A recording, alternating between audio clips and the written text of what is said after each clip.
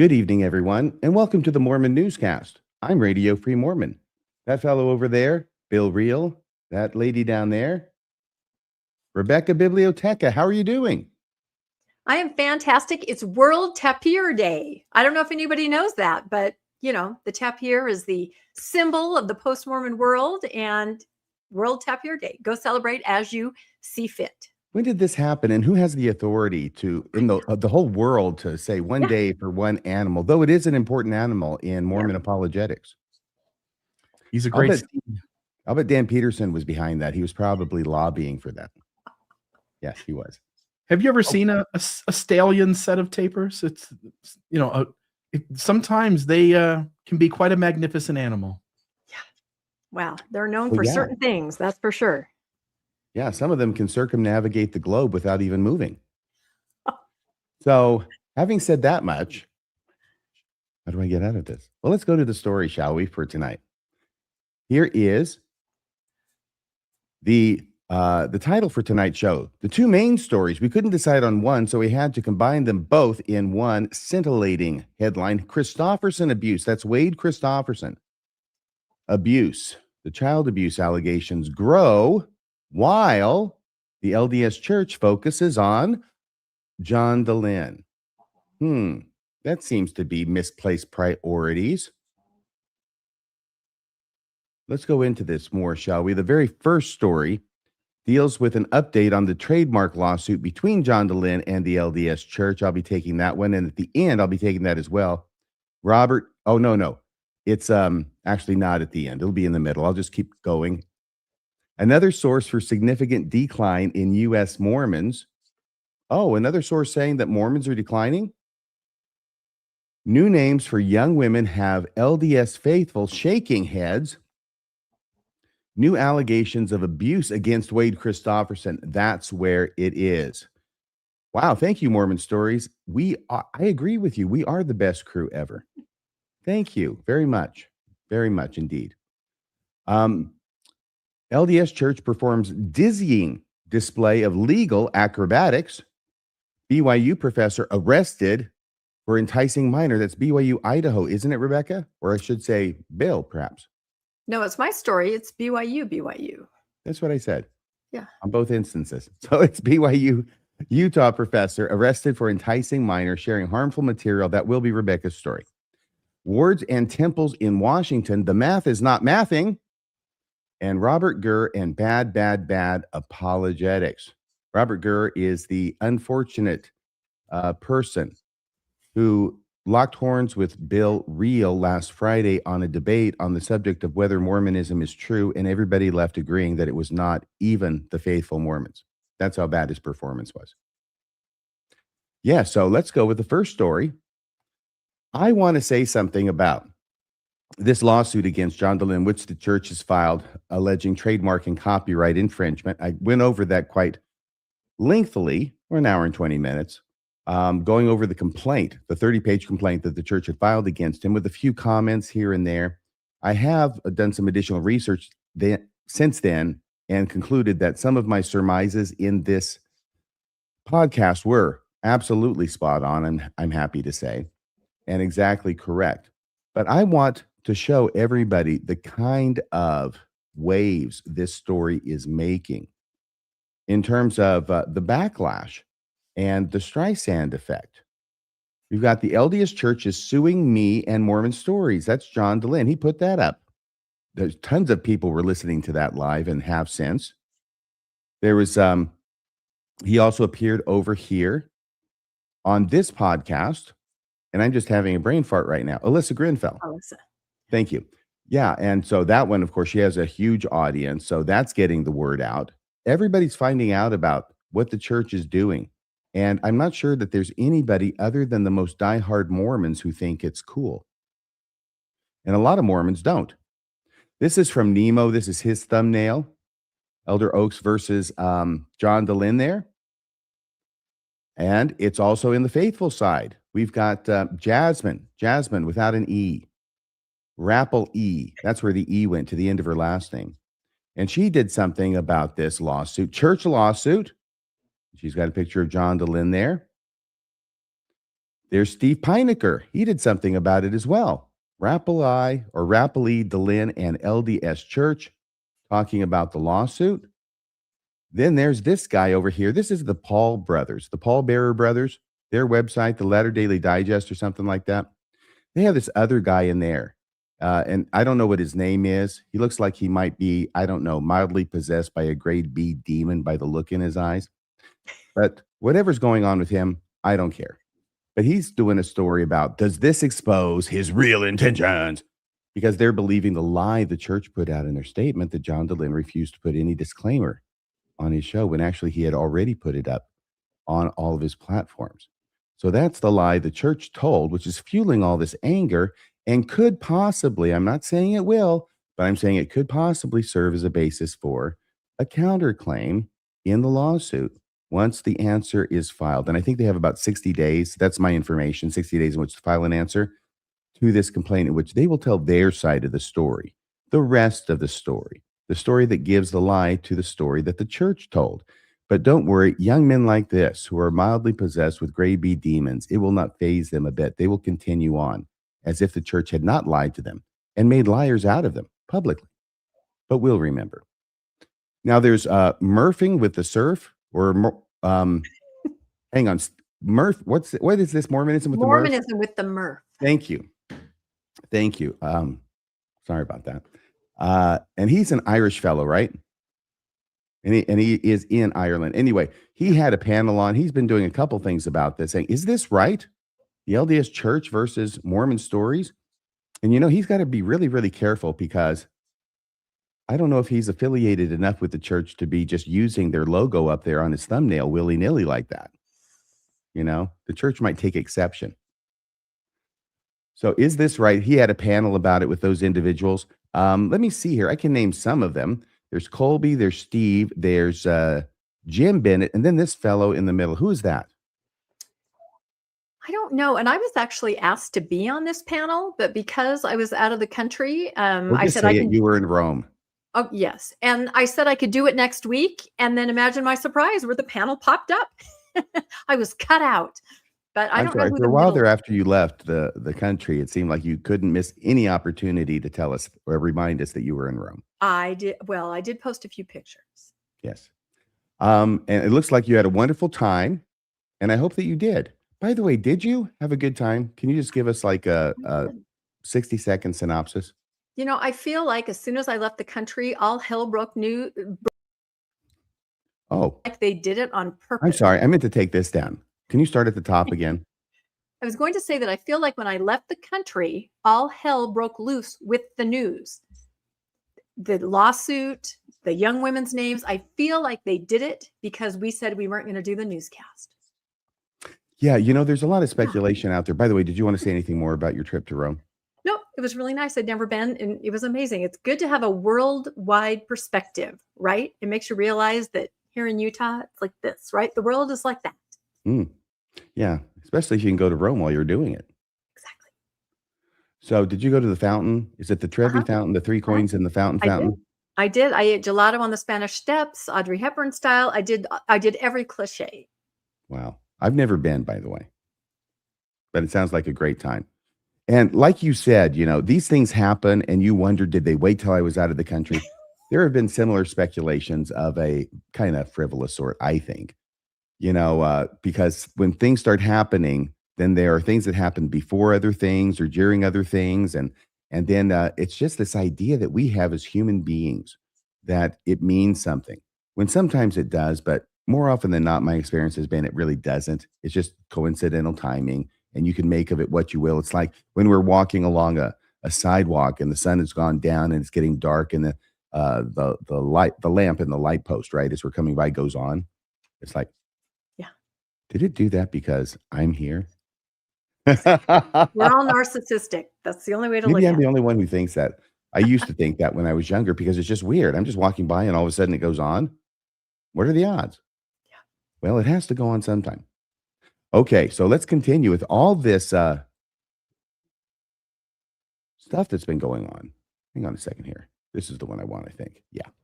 So we were here with Mormonism with the Murph. And even the crazies over there at the Rise Zion. Sorry, but they're kind of nuts. We all know that. These are the last days loonies.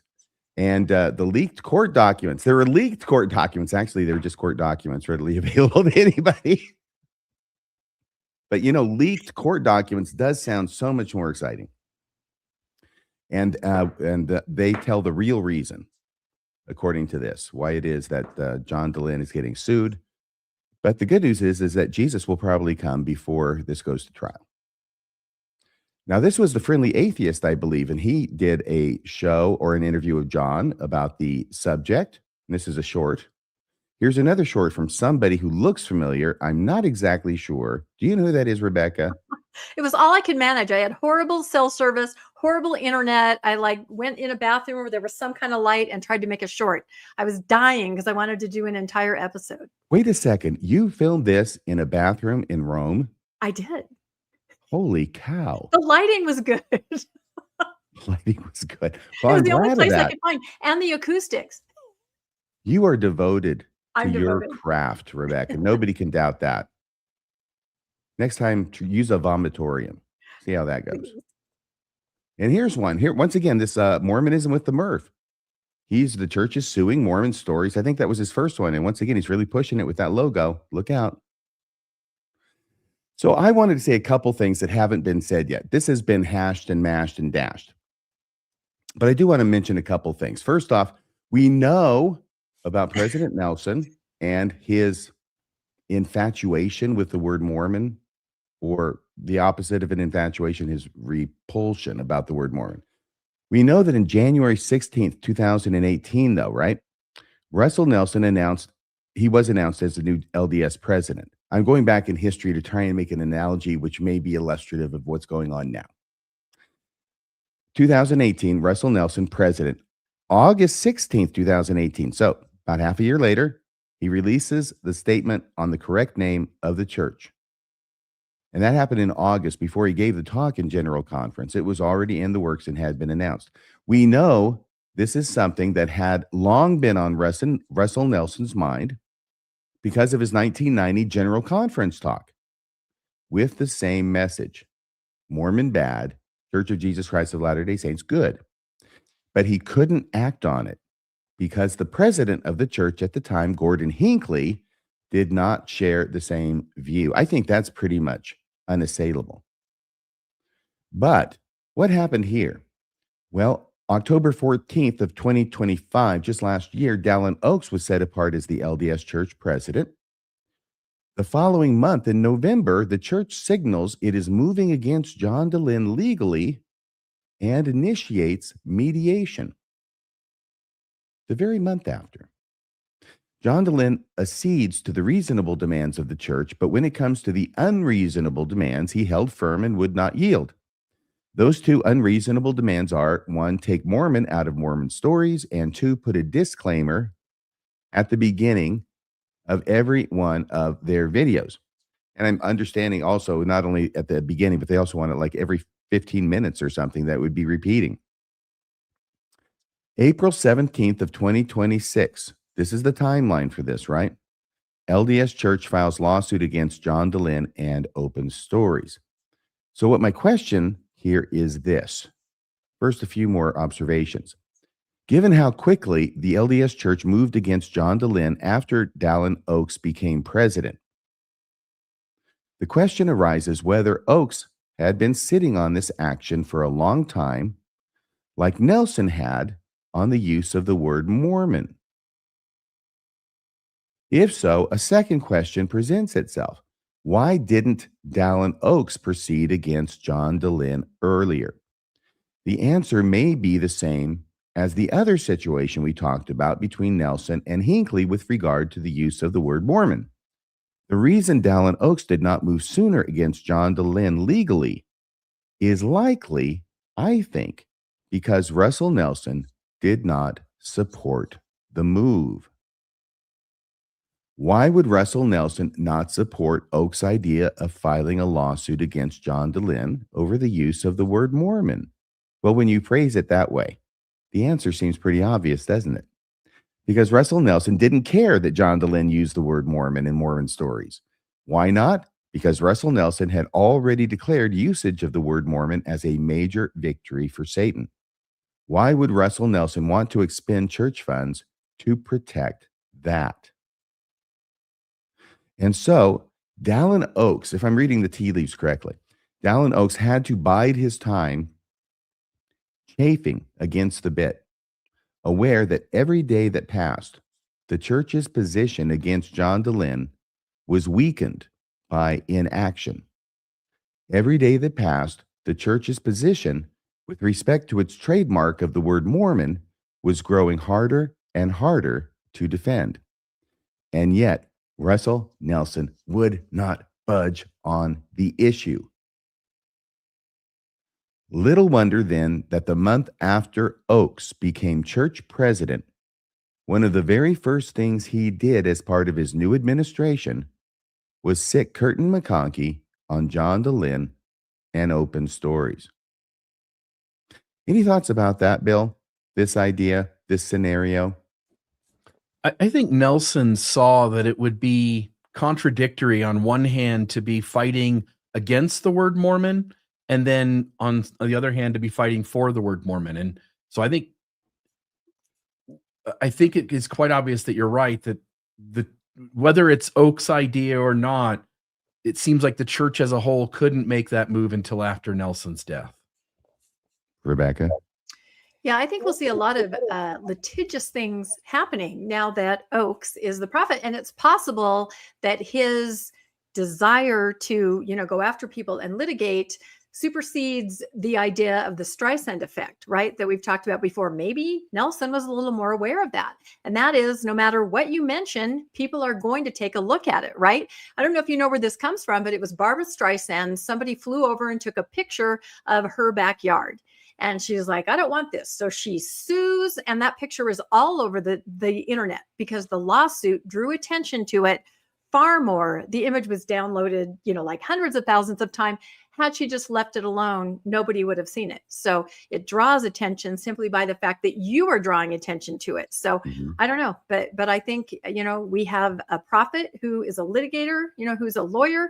And I think we're starting to see things like this. Coincidence? I don't know. This one, I don't think so, but I can't prove it. But yeah, it seems like it might be. This was my final slide on the story. The question that remains is whether Russell Nelson's dislike for the word Mormon has weakened the church's trademark on the word Mormon to the extent that the church will not win its lawsuit against John Dehlin. He could have screwed this up for everybody. President Nelson could have screwed this up for the entire church. I'm suppressing chuckles of glee. But that's the end of that story. You've already given your comments, unless you want to say anything else, either of you. I was going to say that, no matter what happens, it's going to be very, very expensive to fight this. I mean, they have unlimited funds, so they can go on and on and on. So I hope everybody donates to John. His legal defense fund is being posted everywhere. And I hope they do, because it's going to take a lot. Even if he's in the right and it makes perfect sense to the rest of us, they can still drag it out for a very long time. Very expensive. Very much so, yes. Thank you for those words, too. The next story is about Torn by a guy named Jeff Strong. I think this is Bill's story. Is that correct, Bill? It is. And I want to preface this story. We've had so many conversations here on the newscast about all of the data points that talk about absolutely in the United States membership in decline. And as we've argued, much across the world. And yet the church wants to brag about these high numbers of convert baptisms and number of missionaries serving.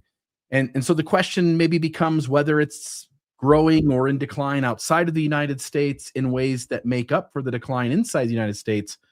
But tonight, I was so awestruck at the data that a believing member, Jeff Strong, shared across multiple podcasts coming from his book and the research that he did. The book there is on the right, Torn: Why People We Love Are Leaving the Church and What We Can Learn from Them. Written by Jeff Strong, foreword by Steve Young. So I think that's interesting. By the way, I see that note. Where is the best place to donate? Soon as I get done with my story, folks, I will put those donation links in the chat for RFM and I and for Rebecca so that you can donate to both sides. But let me read this story here first. A new book titled Torn by Jeff Strong is making waves in Mormon circles, and for good reason.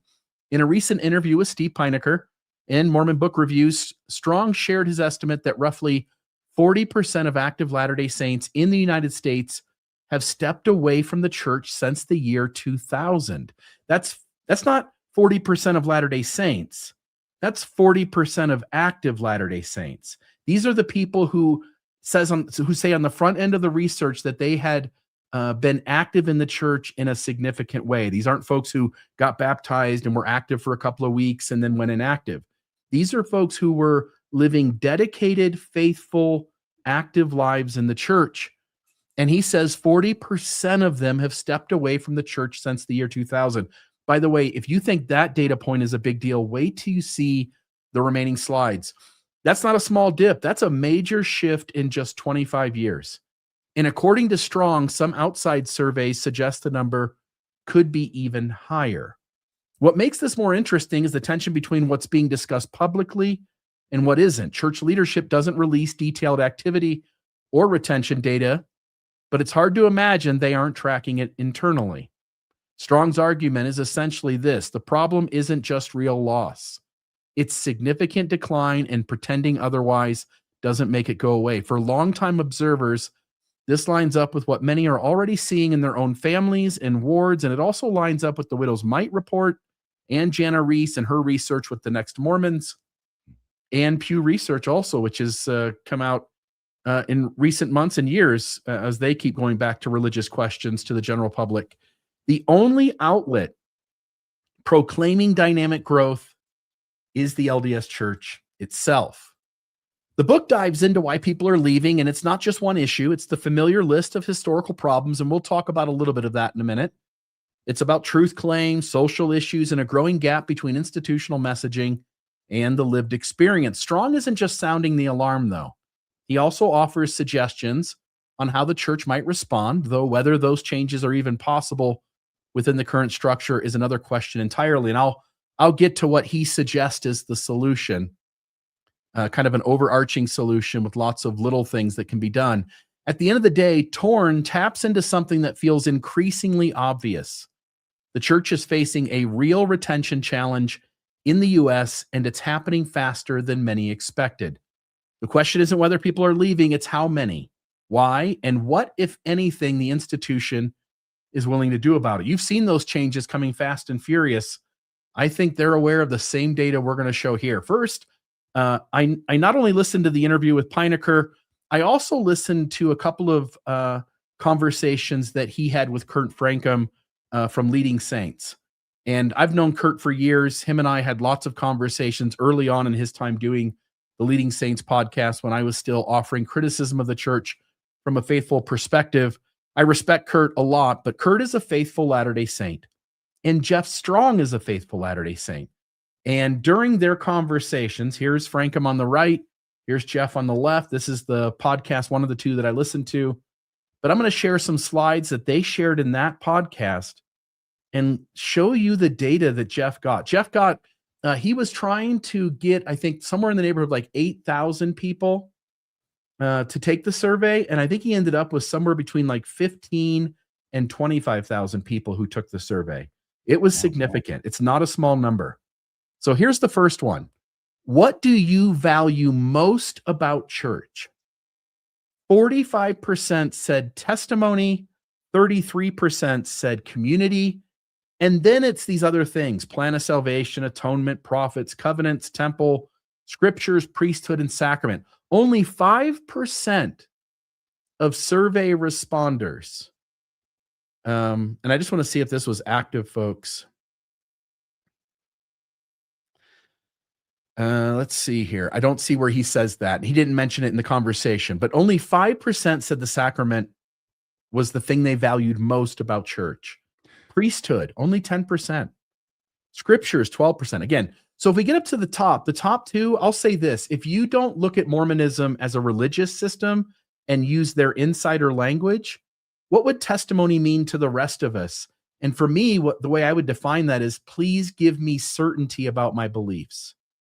So what is most important to the members of the church who took the survey is, can you please, the thing that church gives me is certainty about the church being true. And second is that it gives me community. Now, I think that says a lot, because we'll see in the following slides lots of issues with certainty about the church. I'm guessing that was kind of a multiple choice thing, because if I'm adding those right, that comes up to more than 100%. Yeah, let me go back.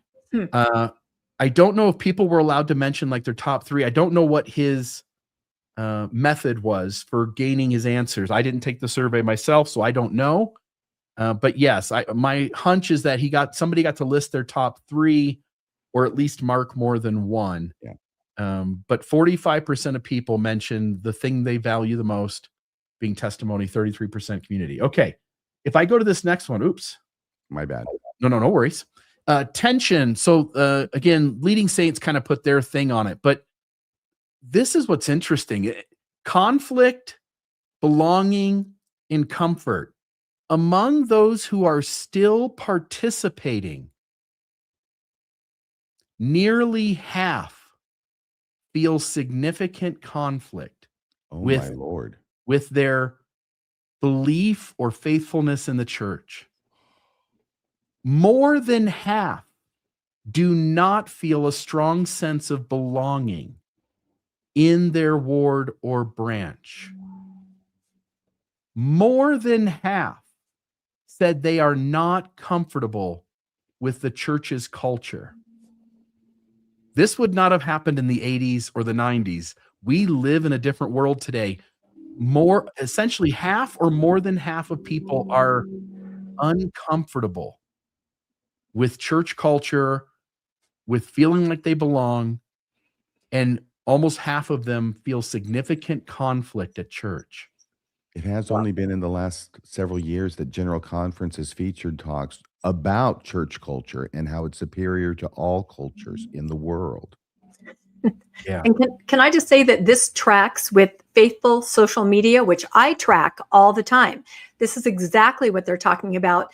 These are the issues. They're reaching out in very candid ways with their post, expressing conflict, lack of belonging, lack of comfort. And then people in the comments try to, help them be okay with it, help them stay. These are exactly the issues that people are wrestling with on the faithful side, 100%.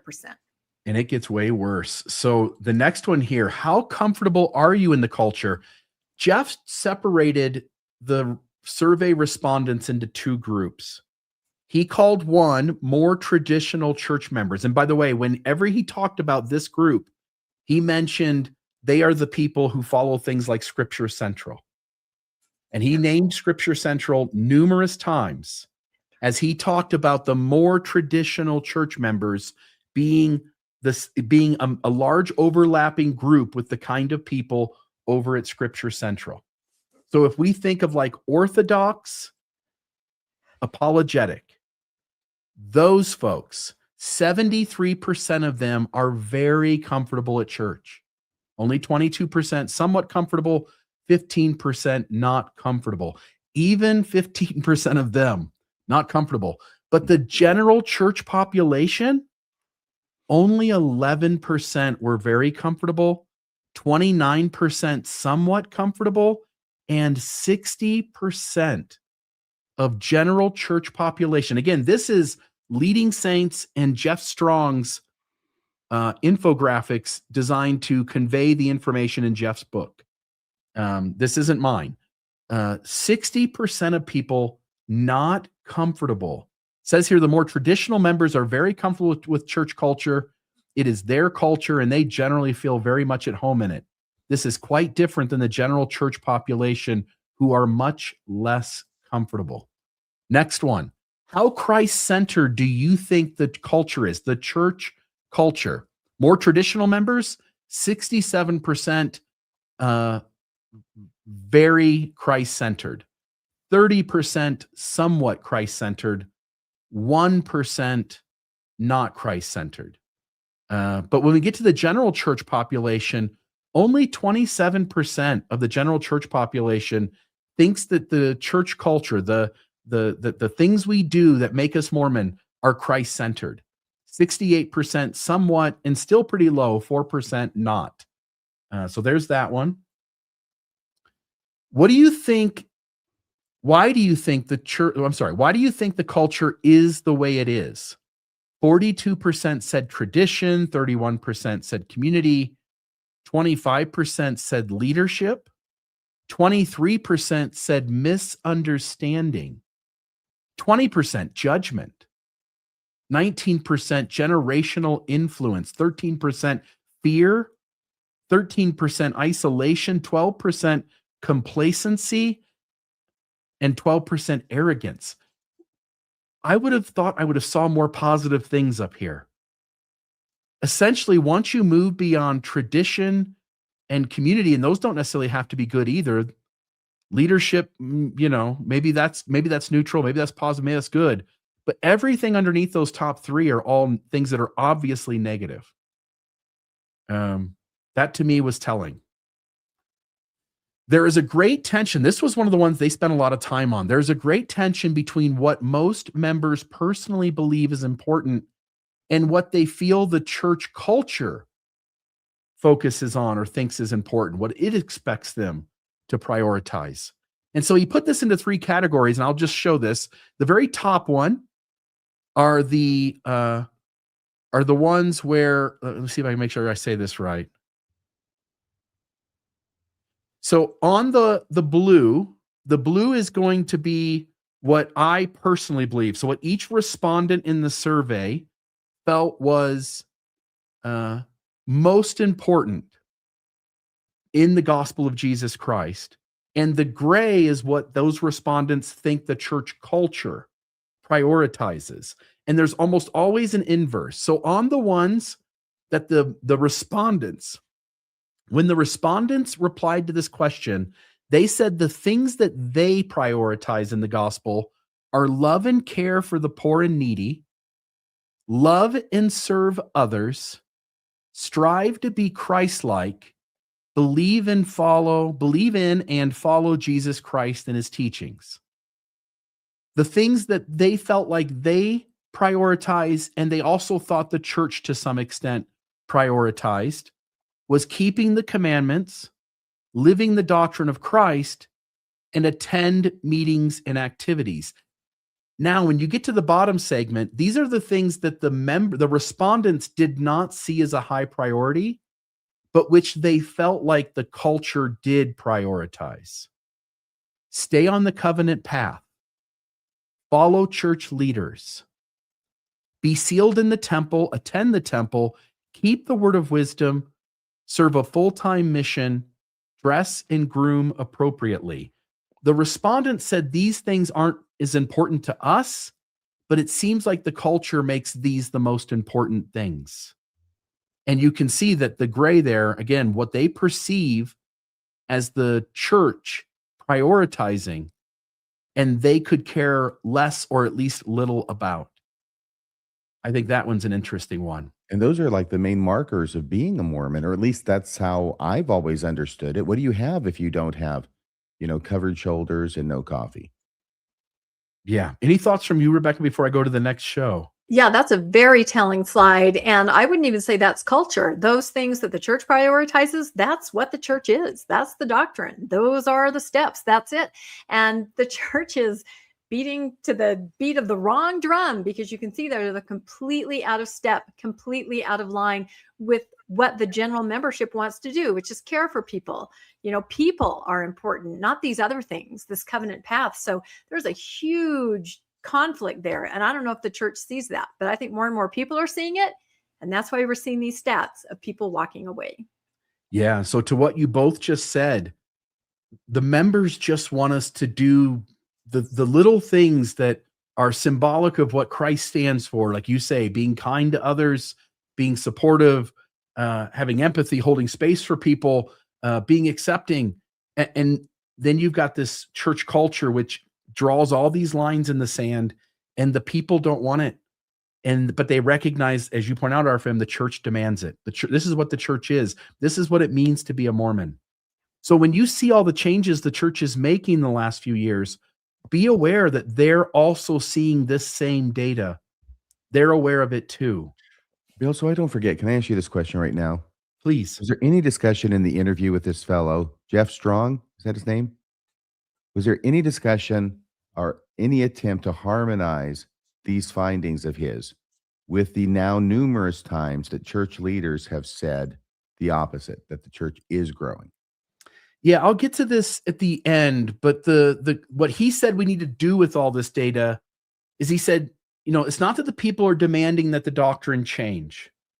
What the people are demanding is that we be forthright and honest about our history, that we not draw lines of us and them based on whether people keep these grooming standards or the word of wisdom. The other things that were on the list, again, I can put it back up. We can go back one and just talk about those for a second. When we look at this one here, they don't want people to feel shame and be isolated and marginalized because they don't dress and groom appropriately, because they don't serve a full-time mission, because they don't keep the word of wisdom, because they don't attend the temple, because they don't follow church leaders, because they don't stay on the covenant path. What they want is let's just focus on you be as Christ-like as you can be, love and care for the poor and needy, believe and follow Jesus Christ's teachings. Those are much more general, maybe a little more fluff, and less pointing fingers and telling people they're not cutting it. In my conference review, this past conference, just earlier this month, over and over again, I called out general authorities for trying to pretend to talk Christian.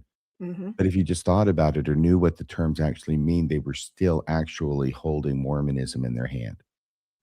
Yeah. And so they're trying right now to have it both ways. And one of the things Jeff said is this really is up to the leaders. The members can't do anything about this. The members are indicating what they want. It's up to the leaders to let go of the Pharisee type mentality. It really is up to the leaders to create a church that's much more open and less focused on worthiness. Again, you walk into any other church. I mean, the average believing Mormon goes, well, what would we have if we didn't have worthiness? Well, walk into any other church and worthiness just isn't a thing. The most churches out there acknowledge that we're all broken, and that, we talk about in Mormonism that, we need the hospital. The sick need the hospital. But Mormonism doesn't act like a hospital. It acts like a courtroom that passes judgment and issues sentences. And people want the hospital. They don't want to have to check their worthiness or their or all the commandments that they're keeping and try to gauge whether one is being really good at being Mormon or not. Just let people show up and let them feel loved, and let's speak of Christ, teach of Christ, admonish people to be more like Christ, but without all the judgment. And this is a burden. Yeah. And this is going to be a difficult move for leadership to make, to allow members to show up that way. I don't think they can. And especially worthiness for children. I mean, let me say it again. Worthiness for a child does not need to be judged on whether they're worthy or not. Show me another church that has a handbook like the LDS handbook. That is where you see what they value. That is where you see their rules. That is where you see they're going to hold the members to these certain things to be accountable. No other church has a handbook like that. Sections and subsections of subsections. That's not what people want. Most major municipalities don't have a handbook like that. Yeah. And I thought, okay, that's Kurt Frankum. That's on the believing side. He's going to be a little more reserved with Steve, and he wasn't. So here's some of the things he shared on Steve's podcast. So here's the first one. This was the graphic that I shared. We should talk about at the beginning. This was what you shared with me this week, Rebecca. U.S. disaffiliation estimate. This was Jeff Strong's data based on our research and corroborating findings in the Pew Research Center Religious Landscape Studies and the Harvard Cooperative Election Study. We estimate that 40% of formerly active and faithful Latter-day Saints have stepped away from the church since 2000. Wow. So there's that. Here, I think these are worse. 4 primary reasons people have stepped away. The wave 1, lifestyle. I couldn't keep living this way. This is they wanted to sin. They were lazy. Only 6% of people would fit into that category of those who left. 42% said the problem is church history. The problem is our truth claims are based on historical events. The ethics and morality of our leaders can be discovered in documented history, and it doesn't go well. 42% essentially saying that they felt deceived by the actions and events of our leaders in history. Wave 3, social issues. So this would be, you don't like the way they treated people of color. You don't like how they treat women. You don't like how they treat doubters. You don't like how they treat the LGBT community. 33% stepped away because of that issue. If the church thinks like, we're just going to maintain a rigid position on being dishonest about our history and lying ourselves about it and continuing to treat people who have been marginalized and continue to marginalize them, LDS Church, of those 40% who've stepped away, of those 40%, 75% of them left over church history and how you treat people on the margins because they're different than the white male leadership. And then the final wave, church experience. The church isn't led by Christ. It's not life-giving. Almost 20% of people left for that reason. And again, we've all talked about it. We went into church Sunday after Sunday, and outside of the sacrament, Jesus hardly gets mentioned. And even when he is, he's a way to lift up and prop up the leaders and to prop up the Mormon commandments and to prop up doing your genealogy and prop up doing your food storage and all the other things that Mormonism asks you to do. So to me, this was crazy. Here's another one. Faith transition is a serious issue. It's a sustained process. People go, oh, that person was lazy. They just made a decision one day and stepped away, and they just didn't read their scriptures enough. This is how much time people who leave the church spend wrestling with it. 1%, a few hours or weeks. 4%, 10 plus hours to several months. 10%, 40 plus hours, many months. Okay, that's 15% of people. Where are the other 85? Well, they're the ones who spent hundreds of hours and several years, or limitless hours and 5+ years. Yeah. The people who leave do so after wrestling with this for a long time. They wanted nothing more than Mormonism to be true. And as they kept looking, they kept feeling disappointed and deceived. This is a problem. This is what the faithful research is telling the church. And by the way, how many Mormons, I think it already answers that question, what you've talked about before, Bill. How many Mormons are in the chamber, ready on their way out? How many Mormons are already, on their way up those number of years and hours on the 2 right-hand columns? Yeah, he's going to tell you here in just a second. And this to me was the slide that was the most overwhelming to me. Let me get to that one here. So this one here is a snapshot where active Latter-day Saints end up. Which statement best describes your current beliefs? This is among respondents who self-identified as being completely or mostly active. So previously in the survey, they said, I am completely or mostly active. This is not us. This is the folks who go to church on Sunday. 25% of them said they're true literal believers. They're all in. This is the people who show up on Sunday. 13% said they're active and they believe most things and they're mostly content. So that is 38% of the people who show up on Sunday who believe for the most part and are content for the most part. 18% active, no longer believe in the church is what it claims to be. 25% are literal believers all in, in just a little less than that, 18% still go, but they don't believe it. This church is not what it claims to be. And then you've got, again, I'm sorry, I'm saying this wrong. They had described being active at one time in their life, very active.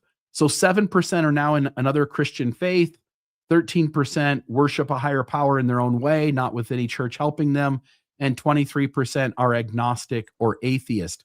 So when you look at just those first three, 25, 38, 48, 58, 56. So that's what he's got at the bottom there. 56% participate in our church, but with very wide-ranging beliefs. 25% are all in. 13% are like, yeah, some things are true, some things aren't. I'm mostly happy here. 18% of the attenders don't believe it. It's not what it claims to be.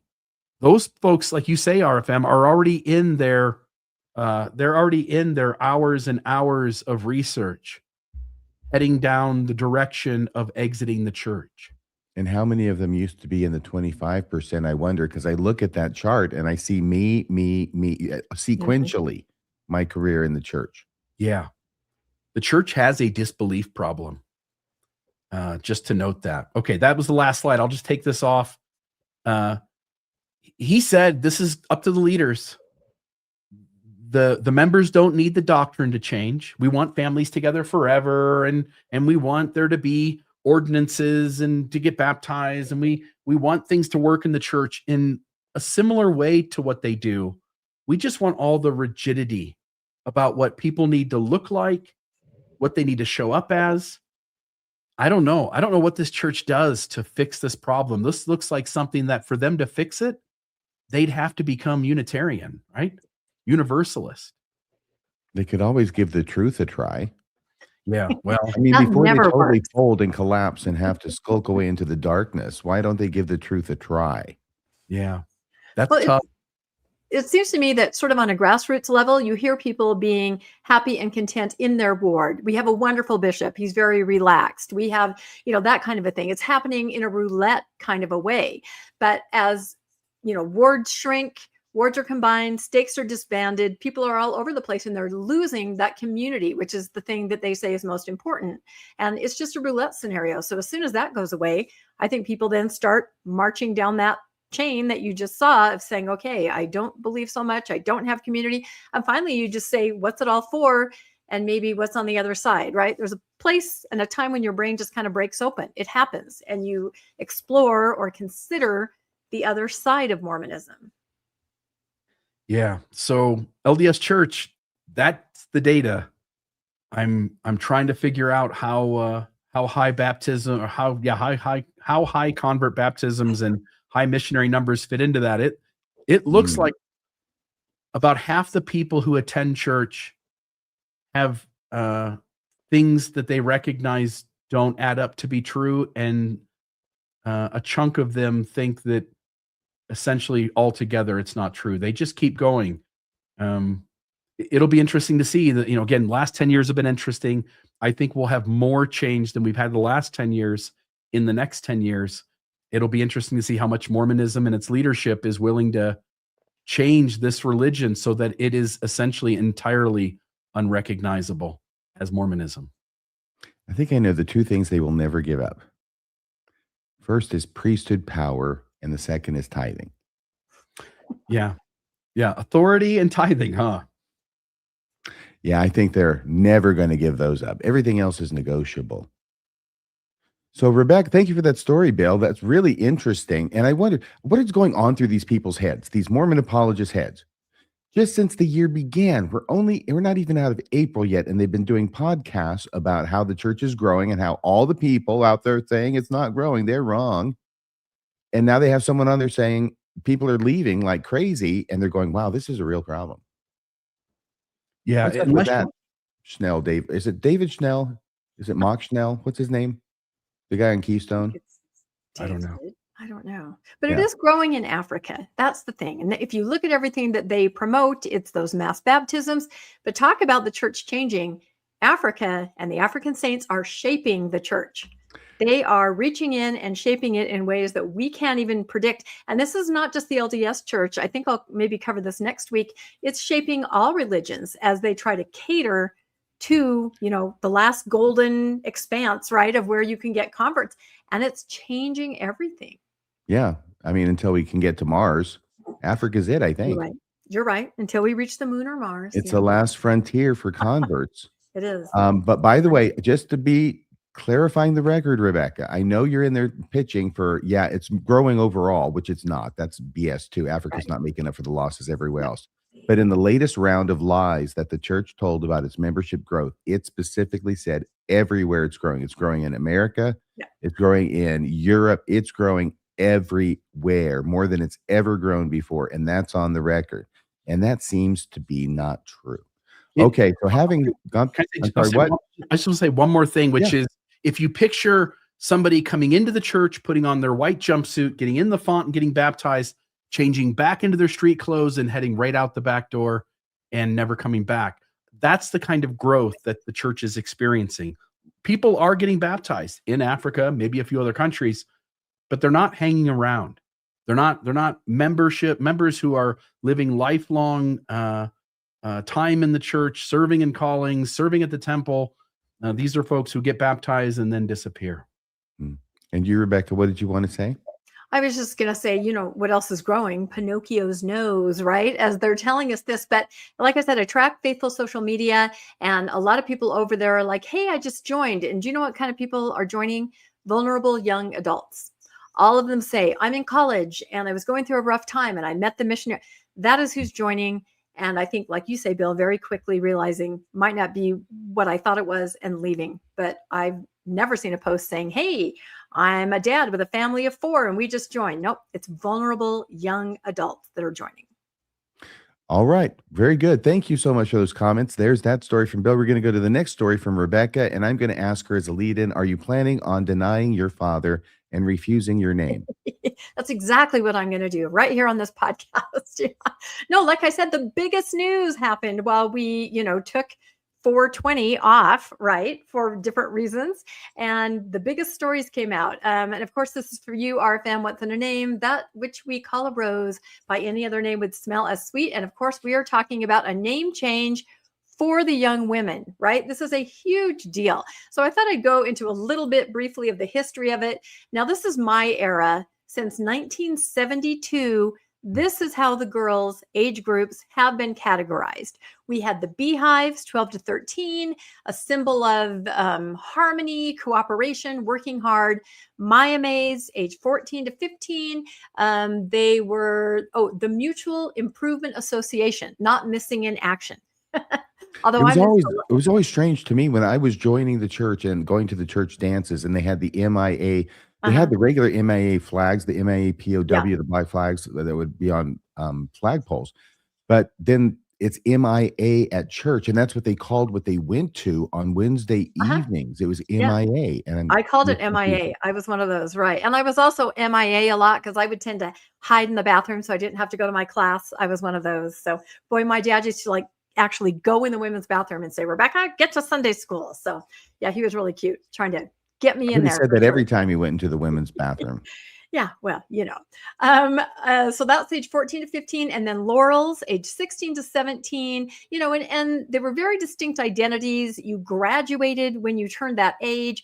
Each group had a presidency. It was very organized. Each group had a leader, advisors, and, they were big groups. Back in my day, like each class might have 10 to 12 girls in it. Not anymore. So I thought I'd do a little brief history. From 1870 to 1920, it was the Young Ladies Department of the Ladies Cooperative Retrenchment Association, the YLDOTLC.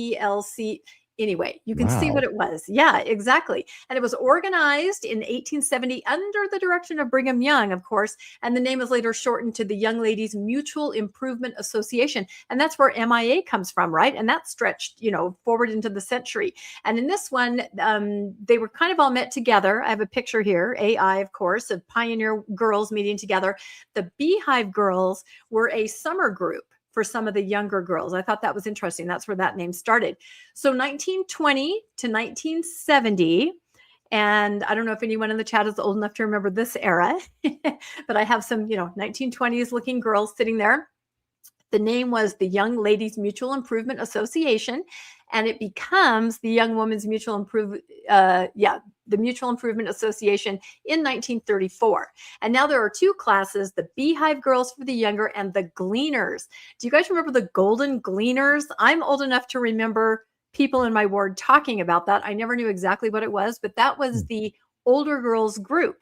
So they were definitely organized in that way. Now we move forward to my era. I entered Young Women in 1978, and the 70s all the way up to 2019, the name was the Young Women's Organization. They changed it. They got rid of MIA, although we still called it that. There was a little transition there. And at that point, you've got the Beehives, the Maya Maids, and the Laurels. And that's how it was all the way up until 2019. I mean, talk about no change. It was pretty set in stone. Has it been that long? It has been that long. Look at that. 1970, to 2019. And it's been 7 years since they dropped the names entirely. I didn't know it was that long ago. No, this is what I'm going to show you. It's very interesting. So in 2019, we all remember this, the new 2-hour block was announced, to great rejoicing, and the Young Women now met every other Sunday. Now that's very different. They used to meet every single Sunday in their classes with their leaders every Sunday. But now, great rejoicing. I have a picture of a girl sleeping in every other Sunday, right? They're only meeting and getting in touch with their leaders every other Sunday, although they do still have activities during the week. Okay. What else happened in 2019? I had not put this together. After much pondering and praying, as it says in these articles from 2019, they got rid of the names and they went to simply Young Women, right? And they talk in these articles about how it's going to unify everyone. This is under the direction of the leadership. This is so important that they don't have any separate names, but they're all together in unity. This is what the Lord wants. They're just going to call them Young Women, right? And they've dropped the other names. Okay. So I have to say, it's very interesting. I said, where does that leave the young women? No age-based names, instead referring to children as women. I have a whole soapbox I could do, but I won't right now, about how inappropriate it is to call children young women. And also, they're only meeting twice a month. But all the articles I read said this is inspired. This is an incredible program. They're all meeting together. Now, I think it's because they didn't have enough young women. This is what I think. They didn't have enough anymore to divide them into groups. They had to have the meeting all together. And I've seen this anecdotally everywhere. They had maybe one Beehive, 2 Maya Maids, and 3 Laurels. They had to put them together in a group. What's interesting is that just a few days before the announcement of the new names came out, there was an article in the Tribune. What a coincidence. Talking about, what are our names? Who are we? What's our identity? I guess they forgot how in 2019 it was revealed and under the direction of leadership that they were young women. That was important to show their unity. So I made this meme says, but what's our name? And we don't really have a name. So how's Deseret Book and Etsy going to know how to make cute merch? That's important when it comes to these young women's name, right? So some of the names that were thrown out in this article just a week ago: Wayfinder, Truthfinder, Lightfinder, Priestess, Prophetess, right? Disciples, Believers, Doers. They're trying so hard to find something that's going to match the boys' names, right? Because a boy, a deacon, right? In other churches, that's a position of importance. A priest, another position of importance, and a teacher, also somebody, that has some importance. So they were trying to throw out things that they thought maybe the girls could be. This picture is interesting to me. This was in the article. I don't know if you guys have noticed, but every time they show the African saints, they're all wearing the same fabric dresses. I'm talking in Relief Society and Young Women's. And I don't know if anybody knows, are they literally purchasing clothing and dressing them all alike? I've noticed this a couple times. It's kind of a little tangent there. So, all right. Daisies, lilies, dahlias. What is her name? Oh, Ardith Cap suggested Daughters of God. Do you see anything wrong with that? For all of them? Yes. Daughters of God. Yeah. Oh, I see. Yeah, yes. the anachronism. Sorry, the acronym. Yeah, dog. We definitely don't want that. So they've been trying, and the girls have been saying, we really want to go back to something that, that sets us apart. So all of a sudden, dialing it back, What is old is new again. March 2026, the LDS Church announces that young women meetings are going back to every single Sunday, right? Remember how I showed you the articles in 2019 where they said it's ordained the 2-hour block? And no, now they're taking it back to exactly how it was pre-2019. The young women will meet for 25 minutes each Sunday, every Sunday, with their leaders, right? And they say that's really important. And again, they prayed, and this is under the direction of the leadership, just flipping it back to how it was pre-2019, but it's inspired. God has a lot of time on his hands as he just kind of flips things back and forth. I don't know. He must be sort of bored. And then what happens next? The new names come out. I have a litmus test for information that the church puts out. If I think it's a joke or somebody's posting it and it's not real, that's my litmus test. And this is what I thought when I first read these names. I'm going to ask you, Bill, first, and then RFM. What did you think when you first read the names? I thought they were kidding. I thought it had to be a joke. I don't know that I have a strong opinion. I'd love to know, RFM, what do you think about these builders of faith, messengers of hope, and gatherers of light? They're awful. These are not names. These are commandments. Yes. These are directives. These are instructions. Yep. Tasks. It's too long. Yep. Priest, so you get priest, deacon, and teacher, right? Mm-hmm. And over there you've got, go forth and conquer, gatherers of light. Why the ofs? Why not? If you have to do this, just do light gatherers, okay? Yeah, and I think they'll start calling them gatherers, messengers, and builders. But as people pointed out, these are all tasks that the girls have to do, right? Like you said, they're not an authoritative title like a priestess. They are tasks, and they're super affected. And we're not the only ones that have noticed this. Can I mention something here? Yeah, go ahead. Sorry, they had to do that because under the old scheme, there was too much resting on their laurels. And I just want to say this. So I'm just going to take this down for a second, okay? About that idea, daughters of God. Hang on a second here. Let me take that off there. Got two. Okay. I don't know if you remember a little movie from 1984 called Ghostbusters. Okay. So she's a dog. She's a dog. That's what it reminded me of. Continue with your story, please. Continue with my story. All right, we'll breeze through this. I have a lot of pictures because it's kind of funny. And I made that picture over on the side because the names are just so whimsical, fanciful, like a fairy tale. Of course, they're for the girls, right? But again, their focus is to prepare them for Relief Society. Everybody says that in all the articles. This is what the focus is. So let's talk about the aftermath of what I like to call Boff Mo Goff, right? Rebecca, I'm sorry. I've got to ask you this because you're the lady here, okay? I know. And you've been through this whole system. Oh, yeah. But there's this emphasis like we are preparing the young women to go to Relief Society. Yeah. And that's where you're going to die there because you're never getting out of Relief Society. No, Relief Society means marriage and children. That's what Relief Society means. You're on and that. This is what I want to ask you. Are the young women, so as they're called, okay, in the church, to your understanding, are they as excited about going into Relief Society as the church seems to think they are? Yeah, I don't think so. I do not think so. Of course, I never had daughters, but yeah, I don't think so. So, of course, I had to make the picture that now the young women look like elves and fairies and fairy tale princesses, the Boff Mo Goff. That's exactly. So let's talk about what has happened since this has been announced. The Young Women's president has come out and said these are not ornamental names.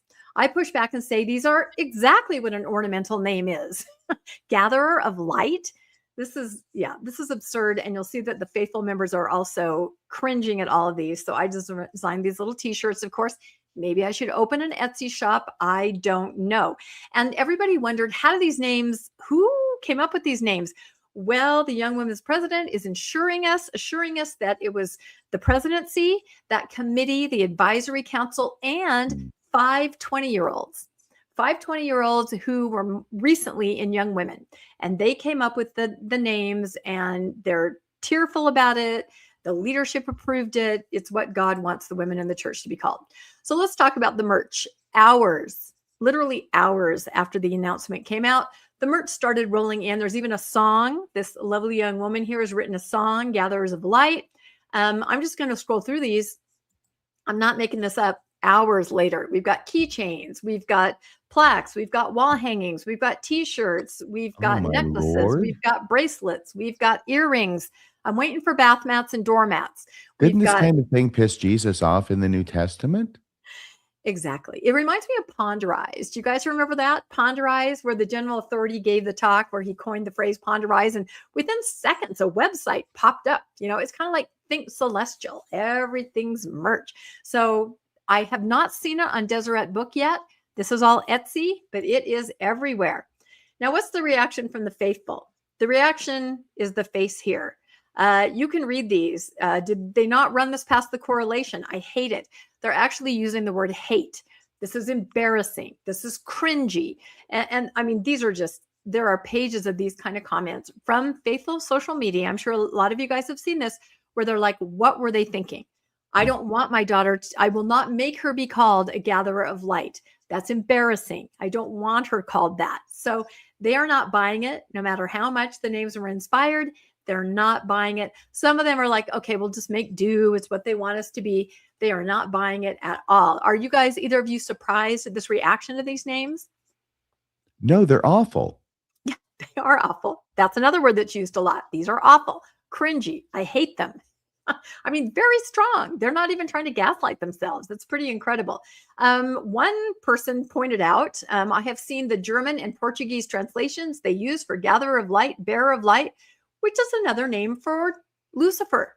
So there you go, in another language. One of the reasons they said they chose these names is because they easily translate into other languages. I don't know if that's so true, if the older girls have to be known as Lucifer. I thought that Well, I was guess kind it is true after all that Satan is abroad in the land. I guess that's it. And then the memes. Oh my goodness. We could go on for hours about the memes. People started thinking up new names for the young men: the collector of the tithing slips, the bringers of the bread, the blessers of the bread. This whole of thing, these whole prepositional phrases as names. Here are, I think this might be some D&D or Magic the Gathering cards, builders of faith. I mean, this is exactly this whimsical, magical, imaginary, right? A myth, mythological, which maybe that's kind of accurate for the religion. Somebody said, let's get Stephanie Meyer, the author of Twilight, on this. Let's have her put out some books: Builders of Faith, Messengers of Hope, Gatherers of Light. I mean, people are just having a heyday with this. Are you sure that's better than not having a name? Says one of the memes. There are just so many out there. And one post I thought was really interesting, and I'll end on this. Brandon Sanderson is a very popular fantasy novelist. LDS, a lot of people read what he writes. Some people on the faithful side said, oh, this is just like Brandon Sanderson. This alternate reality. This is one of his books, Oathbringer. So it's just this whimsical fantasy, mythological. It's a disservice to the young women. It certainly does not give them any kind of weight or importance. It's just fluff. And that's my opinion. Anyway, You should have named his book Bringer of Oaths. Bringer of the Oaths. Now, Yes, he's got everything is Oathbringer, done. one word. That could have Yeah. been cool. Light Gatherer, Well, one word. They're saying that they may sort of refer to it, in the wards like that. Hope Messenger, any of that, though. I mean, and maybe this will appeal to the kids that are into fantasy, which a lot of them are. But a person that I know who is a copywriter in charge of a whole copywriter department said, you know what? This is branding. These phrases are going to attract people on social media. They sound really cool. They sound really exciting. Do you want to be a gatherer of light? So she thinks that maybe they're doing it all for the branding because it sounds exciting. So I don't know. Final thoughts on this story. It was big, big news last week. What do you think, Bill? Yeah, what I'll add is, with the male side of this, the boys, you get these things that sound like church offices, right? You get deacon, teacher, priest. So if you're an outsider looking in and you hear those words, you think like adult male leader in the church, a deacon, a teacher, a priest. You don't think 12-year-old boys, 16-year-old boys. You just don't. It's going to be impossible for the church to give women, girls, the same kinds of titles, because they don't have the priesthood and they don't have these kinds of offices. So you have to get creative. And I'll say, like, Laurel and Beehives and Maya Maids, I thought that was bad.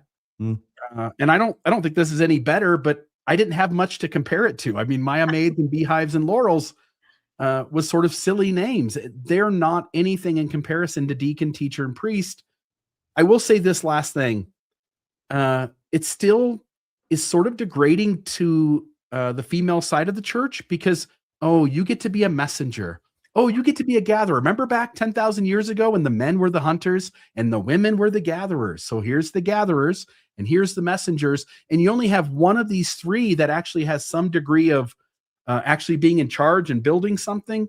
And that happens to be the youngest age group, the builders of faith. So by the time you get to 16 or older, you're just a gatherer again. You gather, you can be a messenger. You're going to need female priesthood at some point if you're going to have things that are equal. I think it'd be very difficult for Mormonism to come up with anything that people would generally like. I like the early idea of donut makers of hope. Makers of the donut. Makers of the donuts. You have Makers of donuts. That's the new Relief Society name. They're working on that. Okay, so thank you so much for that story. You know, there's a new accuser who emerges in the Wade Christofferson case, and the LDS Church addresses what its apostle brother knew. This ended up being a little bit more complicated than I had anticipated when I first started researching for this, which is my way of saying we are 1 hour and 11 minutes into this. And, you know, Wade is not going anywhere. He's on ice. He was denied bail. And I want to just try and skip this story for now and see what it is that we have left on the other side. And I can revisit this next week easily enough.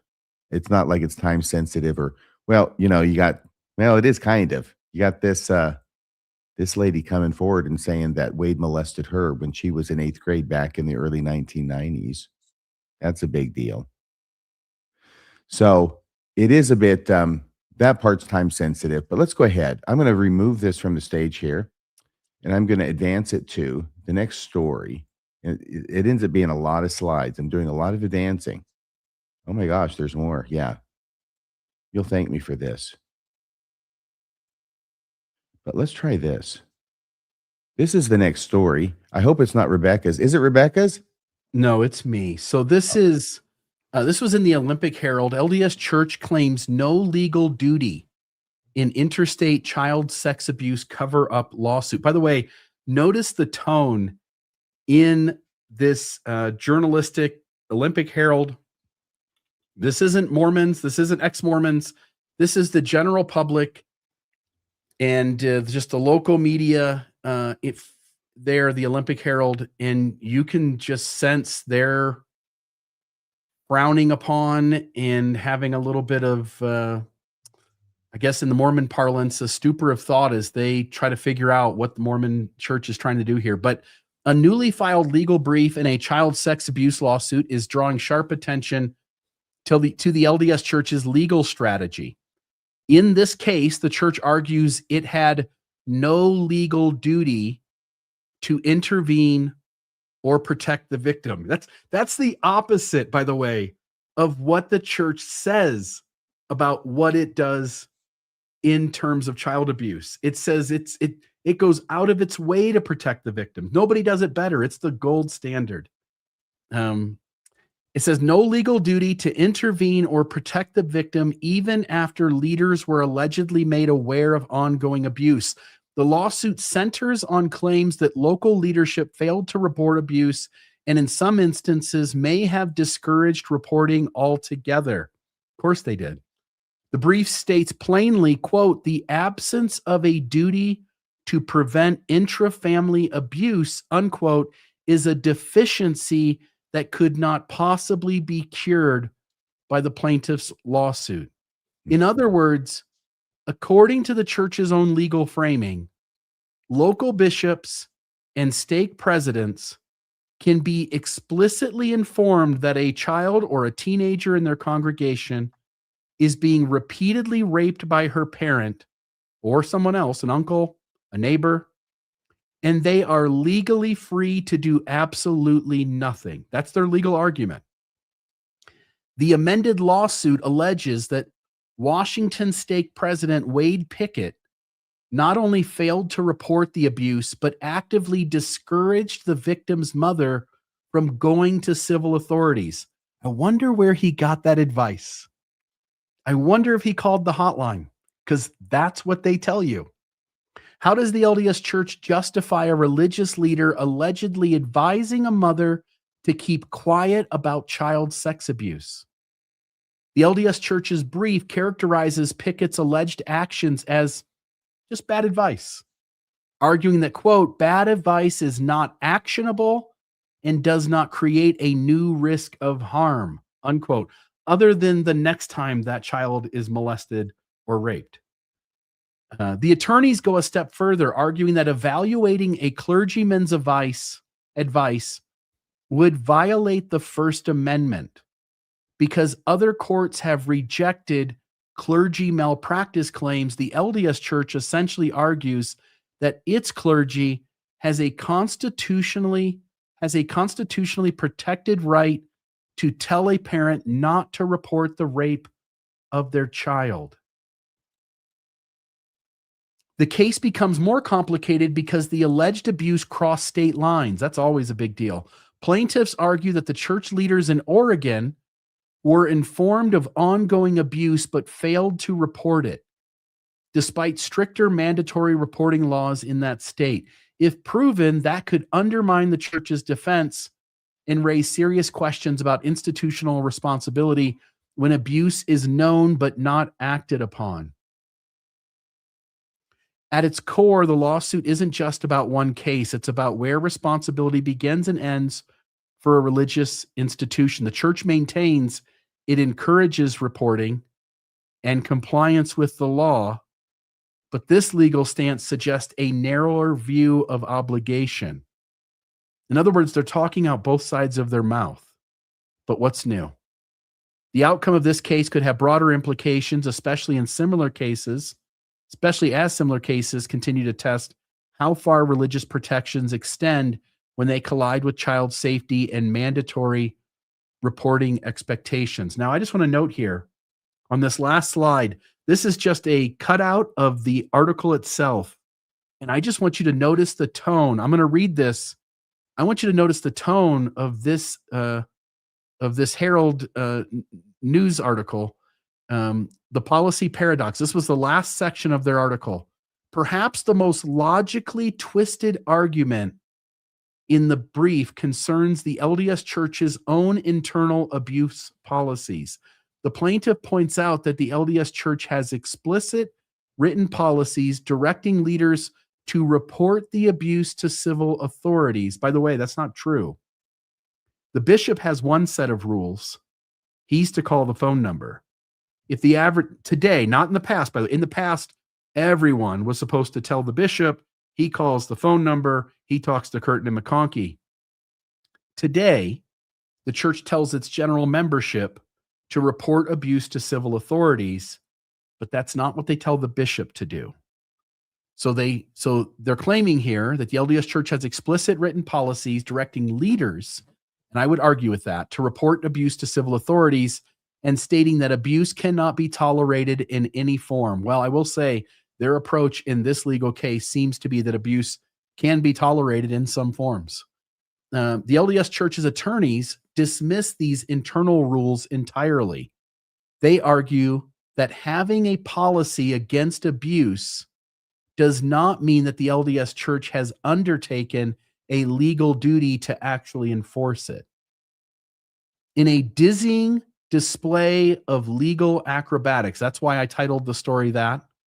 In a dizzying display of legal acrobatics, the LDS Church warns the court that holding them accountable for failing to follow their own anti-abuse policies would, quote, punish those organizations for trying to stop abuse that they have no legal duty to stop, unquote.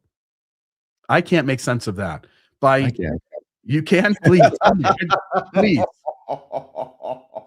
Please step in and explain to me why, on one hand, they say, even though we say we're there to prevent abuse, we're not obligated to prevent abuse. And if you force us to prevent abuse like we promised to prevent abuse, then we won't be able to prevent abuse. The whole distinction that's being made here is legally liable. Are they legally liable in this case? Okay. Everything else is morality. And I agree with all of that, that the church has now put itself in this position of saying over and over again, because they keep getting caught, not protecting kids and protecting the predators, and it hits the headlines. Over and over again, they've had to reissue this dumbass statement of theirs. And it's only dumbass because they don't mean it, about how their number one priority and the golden standard and protect the kids. And we're disgusted and these are so important and we do everything that we can, which is all nonsense, of course, which this case demonstrates in spades. I want to underline all of that. But all they're arguing is that we didn't have a duty to protect. Okay, tort law, which I studied under Professor Wellborn back. It was a full year class, my first year, 86, 87 at UT. There are 4 elements to a tort or an injury case like this, personal injury, whatever you want to call it, this kind of case. 4 elements. The first is to succeed. You have to have a duty. In other words, you have to show that the defendant has a duty not to hurt you or damage you, right? They got a duty. Second is a breach of that duty. They have a duty, but they breached it in some way through negligence. Proximate cause between the breach and the damages, and damages are the 4th element. If you've got duty, breach of that duty, proximate cause that causes the damages, in other words, it's the breach of the duty that directly caused the damage that you're complaining of. That's the proximate cause part. Then you've got a lawsuit. If you don't have any one of those 4, you're out. So what they're attacking, which is what you would expect a law firm to do for a client, is attack any of these that you possibly can. And the one they're attacking is number 1 on the list and saying the church never had a duty to protect in the first place. Okay. They don't have a legal duty to. Are they hypocritical? Are they showing how little they care about their children by this happening over and over and they're not doing anything about it? Yes. But the argument is different than that. The argument is they have no legal duty to do it. Therefore, they can't be held legally liable in the suit. It should be dismissed. And that's why it says in that very strange paragraph, in a dizzying display, that one, of legal acrobatics, the LDS Church warns the court that holding them accountable for failing to follow their own anti-abuse policies. In other words, these are the policies. They don't make us legally liable, but we want to try and do this to protect the kids. This is what the church is saying. Would, quote, punish those organizations like the church for trying to stop abuse, even though they have no legal duty to stop it. All right. In those cases in which they have no legal duty to stop abuse, holding them to their policies would punish them for trying to stop legal abuse sexual abuse for which they are not legally responsible. So regardless of whether you agree with that, that's the church's position. Does that make it clear what they're at least trying to say? Yes, but I don't understand in real terms how, if you punish someone for not doing what they said they were going to do, that will lead to them not doing what they said they were going to do more often. Well, we're not going to have these policies anymore. Yeah, you're right. You're right. And you put that very well. They don't follow their policies. It's all ridiculous, really. And I understand what you're saying. You're saying that again, if I hear you right, if you guys keep making us liable, we'll just remove the policies. Well, Then you're not the gold standard. By the way, I'll just note this last 2 sentences because I think these guys hit it on the head. The message appears to be clear. The LDS Church's policies exist as public relations ideals, not actionable commitments to the safety of its most vulnerable members. Print it. They're not the gold standard. The court will soon decide whether to grant the plaintiff's motion to amend the complaint, or if the LDS Church's defense that it owes no duty to children abused by their own parents will shield it from accountability once again. Right. Yeah. And so this must be a situation where the parents are abusing the kids in the home. It's not at church. It's not under any kind of church activity or anything like that. It's simply they knew they didn't report. Are they responsible for what the parent is doing outside their role as a member of the church? Yeah. What do you think, Rebecca? Yeah, I'm not surprised, but I'm glad that this article tried to untwist that knot of what they're trying to say. And I think that's why so many people are talking about this, because they kind of say, are they really saying what I think they're trying to say? Kind of what we just said. So either way, the children are falling through the cracks. There are too many loopholes. And as almost every one of our stories is about, children are being hurt. Yeah. I don't think there's a story, although this reporter certainly leaves reporting kind of behind and goes into opinion and editorializing. I think I agree with everything that this reporter said, with the clarification which I offered. But yeah, I cannot imagine a case that more highlights the church's hypocrisy in saying how much they care about kids and the gold standard. Yeah. You're not the gold standard. Well, maybe if we had more gatherers of light, these things would go well. We need gatherers of gold.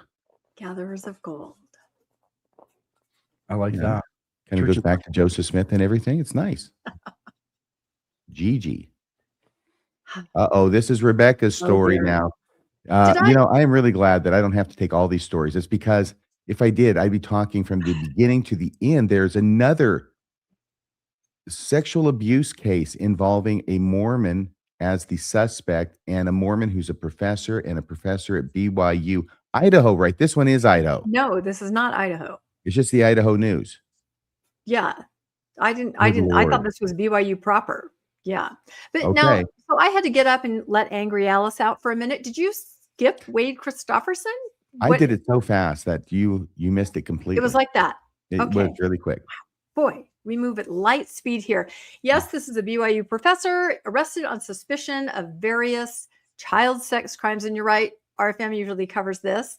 A BYU professor and Sunday school teacher. And I did confirm that, yes, he is a Sunday school teacher, although I wasn't able to confirm if he was a youth Sunday school teacher. So I don't know that for sure. He was arrested for various child sex crimes after engaging with an officer in an undercover operation. So this is, he thought he was talking to a minor, but he was actually talking to an agent. This is Stephen Henry McKean, 32, of Springville. He is a mathematics professor at BYU. And somebody alerted the police to a message that he had left on a message board where he says, "Hey, I'm 34 in Utah here. Seems like you might be fun." The officer, posing as a 17-year-old girl, went through, how they kind of do these and kind of made sure that he knew that the person he was talking to was 17, and the guy asked for pictures and they were able to provide something. Anyway, back and forth until finally they were able to get a warrant, go get his phone, go to his house, and went to his address. That's right. And so he has been arrested, and he's in the Utah County Jail because of his inappropriate things that he did, thinking that this was a minor. And I was able to find out that he was a Deacon's Quorum advisor for 2 years prior to this. He was just barely made a Sunday school teacher on March 8th, and he was released on April 22nd, which I believe is the day right after all this information came out. Typically, Rebecca, these go down with an invite, and the person comes over, and usually the mark, the person who's not the kid, asks them to bring something from the sex store, like lubricant or condoms or something like that. Pardon if the kids are in the room.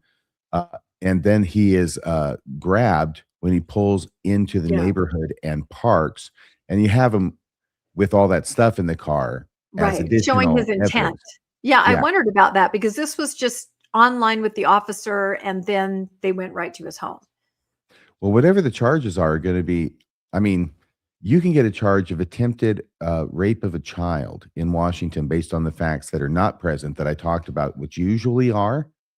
But here, what do you have? Communication with a minor for immoral purposes, which is a misdemeanor in Washington. I don't know what it would be in Utah, but it's not quite as nowhere near a serious offense, I think, as if they had caught him trying to complete the deal. Right. And they could have manipulated that scenario. They could have said, "Let's meet, purchase this." There's So I don't no know why they kid. did. Why does there have to be a house? I don't understand. Yeah, I don't know why they had to do that either. But the thing that says He might have terminated himself, by the way. And that's true too. He's been placed on administrative leave effective immediately. And then they go into their statement. This is BYU. We condemn abuse in any form. They say this every single time, but I thought this was interesting. This next slide, there was something circulating. I don't know if any of you saw this. It was sort of a pseudo letter written by an HR person, supposedly from BYU. But to get across the point that BYU has, you have to have a temple recommend, you have to sign that oath in order to work there. But what have they really done? What they've done is they've gotten rid of people that are LGBTQ allies, people like that. And who have they maintained. And there's a whole list of people at BYU that have been arrested for similar things. So really, what are they doing at BYU? Wait a second. Can you go back to that slide?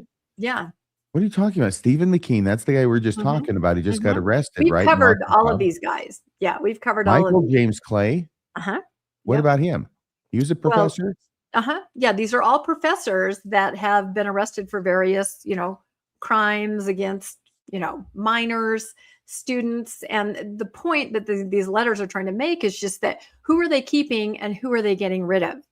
They're getting rid of people that, are allies, with the temple recommend questions and everything. So I think they need to maybe look at what they're overlooking, right? So the bottom line here is over the same 5-year window, the university has retained until external law enforcement intervene professors who sexually abuse their student interns, possess child sexual abuse material, solicited minors online, and weaponized the Sunday school calling for access to underage women. So again, the BYU policies, who do they keep and who do they let go? It just doesn't seem to make any sense. Wow. I know. That's a shocking story.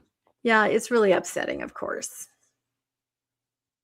It's we have so many, and here we got a professor at BYU doing this kind of stuff, and he's in mathematics. You look at the guy. Let this be a lesson to everybody. I say this all the time. Yeah, Can I just say it again? Look at this guy. He looks so innocent and sweet, doesn't he? Yes, absolutely he does. Look at his teeth. He could be an Osmond. Yep. So if you would trust this guy to babysit your kids, then you'd probably be like almost anybody else. If you didn't know about his arrest and what, his proclivities are, you can't trust anybody out there. Your kids are your most priceless possessions, and you just can't trust anybody. Sorry. All right. Thank you for that story. Was that the end of it, Rebecca? That's it. Okay. We'll keep you updated as we learn more. Here's a story by Bill Reel talking about my neck of the woods, Seattle. The weird story. The wards are getting sold like crazy, but the temple's getting built as those wards are being sold off. Anyway, I'll just note here this. I got there twice. Sorry about that. The Seattle Times is reporting that the LDS Church plans to sell several meeting houses in the Seattle area, even as it continues moving forward with a new temple being constructed nearby. The plan includes selling roughly half a dozen chapels across Western Washington, a move officials say is part of an effort to better align buildings with current attendance patterns and geographic needs, whatever the hell that means. I think it means there's nobody going to the church anymore, so you may as well get some money off of it. It means shrinkage. Sounds like declining membership. But no, it's growing everywhere, everyone. Everywhere. All right. So while framed as routine real estate management, the timing raises eyebrows given the simultaneous push to build additional temples in the region. As we know, chapels and temples serve completely different purposes. Chapels are for weekly worship and reflect local participation levels. Temples, on the other hand, are symbolic and regional. Again, many here in this audience understand that you can have fewer congregations meeting each week while the church still expands temple infrastructure. And I'll just note here, this is where the title came from. This was an image that Rebecca sent. Not sure where you got this, Rebecca, but the math is not mathing. Temple coming soon, ward buildings being sold. So I just note here, still the optics are hard to ignore. Selling off chapels suggests decline and consolidation. That lines up with the story we shared earlier. The broader trends seen in parts of the United States where Mormons and religious growth generally have slowed or plateaued. At the same time, the church continues announcing new temples. With this one in Washington State, this one is planned in Marysville, adding to several already operating or under construction. Put together, it indicates membership decline with more emphasis on public image and symbolic presence. Now, whether that's strategic adaptation or quiet contraction, I guess depends on how you read it. But I will say this, it seems like a contradiction. You build temples to be able to provide ordinances in areas where there's not a temple yet, but where the membership can support that. At the same time, you're selling ward buildings left and right, indicating that all of the good, faithful, believing, active Mormons are in steep decline in that great state of Washington. Your thoughts, RFM, in your backyard there? Well, the Mormon doctrine never had anything to do with reality and still doesn't, but at least what they did on the ground had something to do with reality, the buildings and everything. But this makes absolutely no sense. Just to explain for anybody who does not know or needs a refresher on this, the chapels, these ward buildings that the church just sold 6 of in the Seattle area, these are feeders into temples. You're not going to have anybody in a temple who's not every week at the ward building. This is going to church. You have to go to church regularly in order to qualify to go to the temple, among many other things. These are feeders. So losing 6 of your feeders to the temple and building another temple anyway, that's why the math is not mathing here. Your thoughts, Rebecca? Yeah, I'll tell you the backstory on that meme I made. So my friend, my good high school friend who lives right there where they're going to build the new temple, recently stepped away from the church with her recently released bishop husband. So they're an exact example of what's happening there.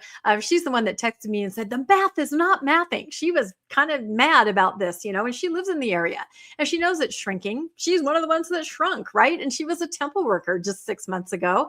And she said, the math is not mathing. And this is a huge example. There are not enough people there to support a temple. I wonder if they've done an algorithm of how many people it takes to support a temple, because you're right, RFM. Sure. Stakes are shrinking, wards are shrinking. Utah is an example of, rob Peter to pay Paul, right? The Linden Temple and the Mount Timpanogos Temple, they had to take so many people from Mount Timpanogos here in Utah to staff Linden. They're just shell gaming it, right? They're just moving people around. I would think that'd be even more difficult out in the mission field, as it's called, but it's absolutely ridiculous to build a temple in an area where they're selling 6 buildings. Although I did see in the article, or one of the articles about this, somebody said there is tremendous growth, but there's also migration. And that's why they're having to sell some buildings. So what does that mean? People are joining and moving out of state instantly? It just is, it's a lie. Migration is the great lie that the Mormon church has decided to land upon to explain why it is that numbers are shrinking everywhere.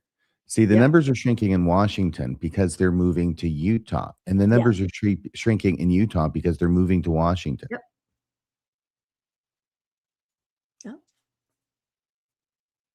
Everybody's moving. All the Mormons are moving to some place, and we sort of lost track of them, but that explains it. They're in transit. We're migrating people. Yes. All going to Africa. Oh, right. So this is, we're getting to the end here. By the way, Rebecca, I was just joshing with you. I said I was not going to cover that story because it's too long and complex. I just touched on the main part of it, and I'll revisit it on a future episode, perhaps next week. Good. I hope you will, because there was a lot of good stuff in there. I thought, was I gone that long to take Angry Alice out? Yeah, I was just kidding. You weren't gone that long. I hope not. This is the debate that Bill had with Robert Gurr. He's great about, is LDS theology true? This was you missed me, didn't you, Rebecca? I did, actually. Yes, thank you. I missed both of you. He's great. Robert Gurr in the debate with Bill Reel, is LDS theology true? It ran last Friday night. It's almost 3 hours. And I think Robert Gurr is probably still walking funny after the reaming he took from Bill Reel. It was an astonishing tour de force of ineptitude by Robert Gurr in defending the church. And all you have to do is watch it. And I would suggest that if you watch it, it's very entertaining.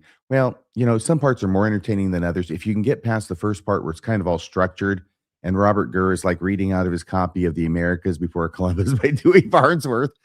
Oh my gosh. But there are some parts that are really, really crazy in this debate. And follow the live chat that occurred while it was going on. I was part of it. Lots of people were part of it. I think most people were on Bill's side. It was on Mormon Discussions, but most people were on Bill's side. Robert Gurr's mom may have shown up for a little bit to, cheer her son on to defeat. So there was like one voice for him. But my favorite part of it, oh my gosh. Hey, Bill, we're at the very end. We're at the very last slide on this. So if I take that off, thank you so much. My favorite part of the debate, there's lots of things that are fun, but my favorite part of the debate was how it was that Robert Gurr addressed the absence of any evidence for horses in the Americas during the Book of Mormon time period, while acknowledging, of course, that they had lived, or at least a species of horse had lived like 10,000 years before, and having to do with the last great ice age, right? Well, they had a few things to talk about the ice age, but his solution to why it is that we have no remains of horses was really novel when he said that actually the Nephites ate the horses. That's why there were no horses, because the Nephites ate them. All of them. Yes, all of them. And obviously that would include the bones. I put in the live chat when he said it, I was laughing hysterically because I've never actually heard someone say anything quite that crazy, and even in Mormon apologetics, I think. And I said, the Nephites ate the horses. Brilliant. Because now I think this is a great theory, because here horses can actually eat the gold plates. This is why there are no gold plates. The horses ate the gold plates. And someone had mentioned, I thought it was very funny when someone mentioned about the bison. It says, well, so why are they eating horses when the plains are overrun with millions of bison? They didn't seem to have an appetite for them. However, I thought, okay, here's the deal. Maybe the bison, I think I have it up here. Maybe the bison. Oh, can you advance the slide? I can't advance this slide, Bill. Oh, this was a little cartoon that I found. Eating some horse meat. These are obviously Nephites at dinner. And one of the horses that's remaining is looking and crying because he's remembering, his girlfriend who's now for dinner. So that's eating a horse kind of thing. Maybe the bison ate the Nephites after the Nephites ate the horses. This theory can account for a lot of problems that the Book of Mormon has. Oh, and then there's this one. So that was what I was going to talk about. Also, a week from Wednesday, it is planned, at least at this point, that on Mormonism Live, a week from Wednesday, we're going to do a breakdown of this with video and audio and everything. And it's going to be a lot of fun because, man, that guy was crazy. He's nuts. He came in there to defend Joseph Smith's child briding it. He was a champion of it. It's not that he thought it was kind of bad or weird or uncomfortable. No, he was fully in favor. Tell us, what did you think while that was going on, Bill?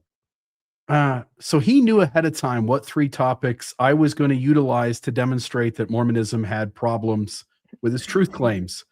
One of them was Joseph Smith's polygamy. And so I laid out Joseph Smith's predatory behaviors and used the Lucy Walker story, which I always go to, as an example of all of those, but pointed out all of the young girls who were brought into the Smith home and manipulated. I expected something other than I got. I was not. What did you get? I got Robert Gurr saying, I don't see the problem with 14-year-olds and grown men. And he pointed to other points in history where such things might happen from time to time.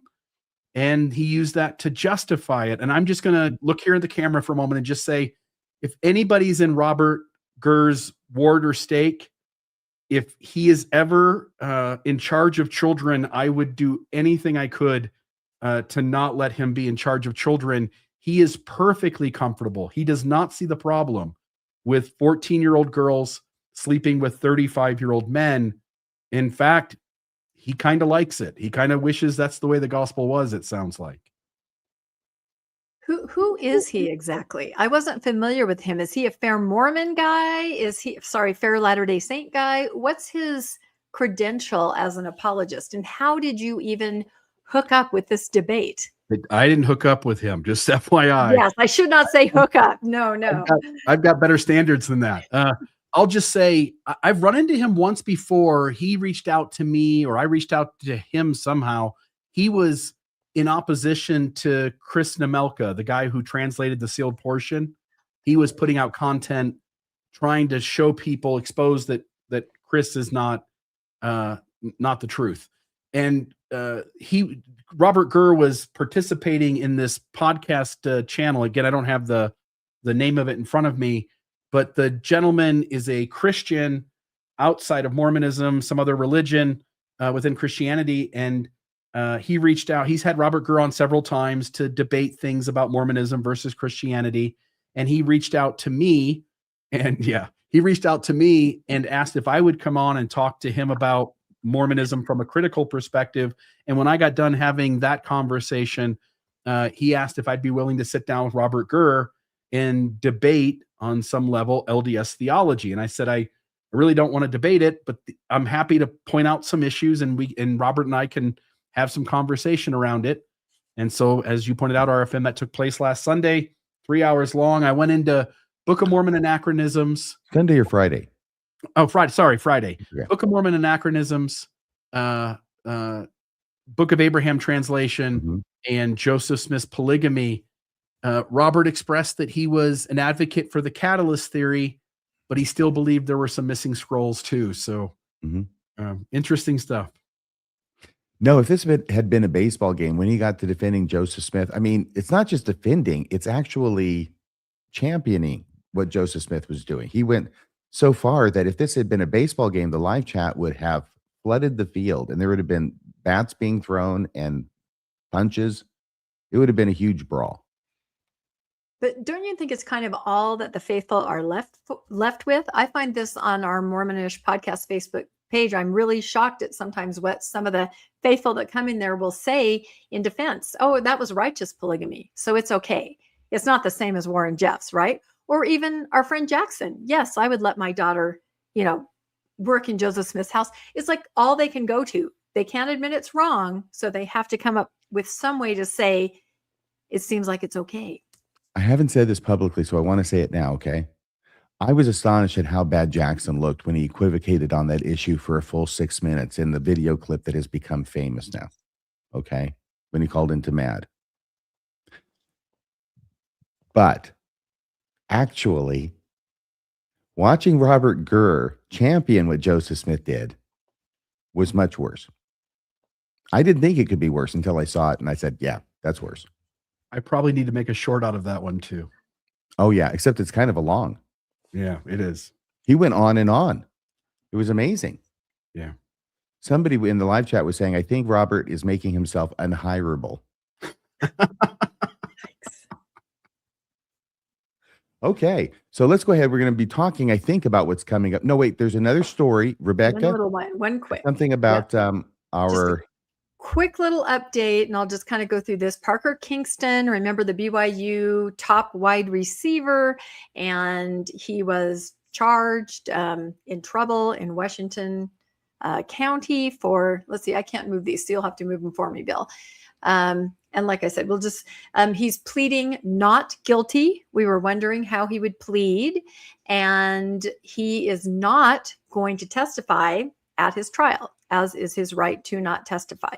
And his defense attorney, we've been very curious. They had asked for extra time. What is his defense attorney? What line are they going to take? What are they going to say? And they pointed out in this article several things that were inconsistent in what the girl was saying.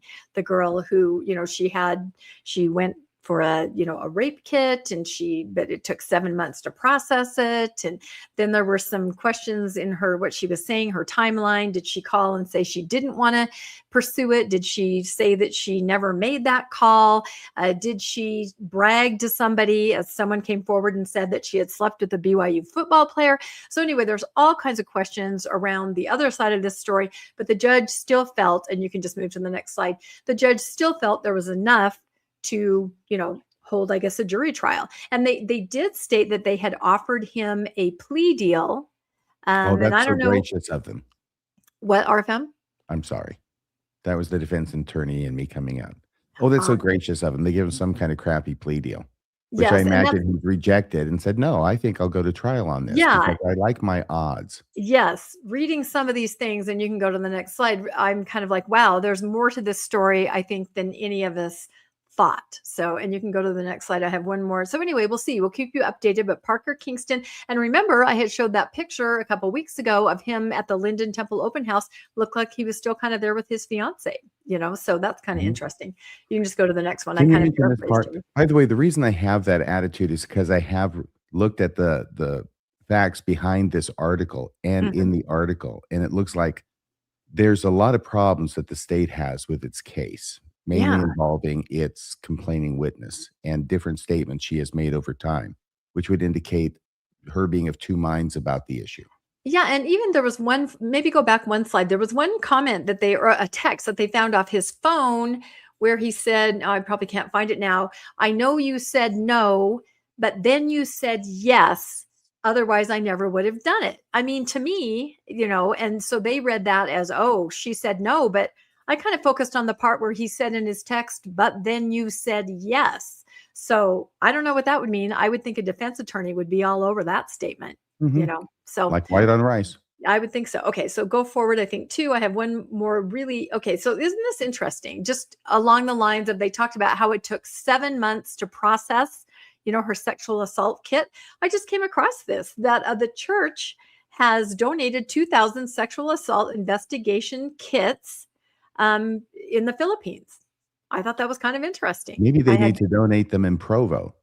I don't know, but they're trying to make it easier for people to get justice and to use science to get justice. I just thought that was, I know they always talk about the different things they donate humanitarian wise, but I thought that was fascinating. Sexual assault kits in the Philippines. I'm glad that it's being announced. Is this the church? It's the newsroom. Yeah. It's being announced with a huge press release. And that paragraph strikes me as kind of funny in that context where it says that goal is now a reality. And the Church of Jesus Christ of Latter-day Saints played a quiet in the news announcement, Yes. a quiet but pivotal role in making it happen. Yes. They are so humble. Yeah. Okay. It's a good thing. So was that at the end of this story? That's it. Yep. We'll just again keep you updated on Parker Kingston, but it looks like it is going to trial and he's saying not guilty and doesn't look like he's taken that plea deal. No, but there's many negotiations ongoing all the time, up to trial, sometimes even into trial. You never know what's going to happen. And if it gets sweet enough, he might take it. There's always the risk that you have to balance it with of going to trial and getting convicted, because pretty much any jury could convict you or it could acquit you. Maybe not the same jury, but you know. It's like on any given day, one major league football team can beat another, unless they're the Browns, I guess. Is that true? Yeah, unless they're the Browns. But other than that, I think the analogy is about baseball teams. Anyway, and it's like any jury. It's weird. This is justice in these United States. Okay, so on the radar, can we talk about what you're doing tomorrow night, Rebecca? We can. First, I want to bring up an episode that I did last week that is getting a lot of play. This was Landon's idea, comparing two excommunications. Lavina Fielding Smith, which I mispronounced as Lavina the entire time. I apologize. I did not mean it. She was a member of the September 6th. She wrote different articles about ecclesiastical abuses. And although she continued to faithfully attend for 30 years after her excommunication, she was never let back in, even when her bishop and stake president petitioned the first presidency. They were not going to let her back in, and so we tell her story. Then we juxtapose that with Wade Christofferson, who was let in quite quickly and his annotation removed, and he was able to go about whatever it was he was doing in those wards and different bishoprics. So it's very revealing to show what the church cares about, who they will keep out, somebody that's wounding the church and the church's pride, and who they will let back in. So that aired last Tuesday, but it's out there still playing, and I've seen it reposted a couple times. It was a really good one. And what we're showing, presidency, even though I didn't get to the story, I think the first presidency is trying to say they didn't know about Wade getting excommunicated, or reinstated. Yeah. They probably didn't know about Lavina being excommunicated either. Yep. And what we were going to air tomorrow night was something different, but something happened today. If you go to the next slide, that we have a special episode tomorrow night. This happened about 2 hours ago. So we're going to talk about it. Oh, yeah. What? Registered mail. Oh, yeah. Are you kidding me? I am not kidding you. Registered mail, there's got to be personal service. This is not due process. No, we had something else planned, but I slipped this slide in at the last minute because we are going to talk about this. So this will be at 6 p.m. tomorrow night, Tuesday. For those of you that are listening, the headline is Excommunicated, Mormonish's Landon Brophy. Okay, so hang on a second. Do you mean that this letter says he's excommunicated, or it's summoning him somewhere? Oh, no, he's excommunicated. Did he get summoned somewhere withdrawal of membership. Yeah, it's kind of an interesting process here, but I will say that Landon has not actively attended church for almost a decade. And I don't, people that are excommunicated are the ones that are still associating with the church, right? We've got a Natasha, a Nemo. when we talk about oaks and we talk about going after people and we talk about a new day, I think this is completely related. So expect me to be really spicy on the podcast tomorrow night. Okay, so he got a letter, registered mail, saying he's excommunicated. Well, we're going to go through the whole process. He Yeah. had been receiving some texts and phone calls, but nobody said who they were or what they wanted. There was another registered letter that arrived about 3 weeks ago that he didn't pick up because he was out of town. Well, that was the one summoning him to his. I think so. And that's so why it has to be delivered. This letter did say, we've tried everything in our power. His bishop lives next door.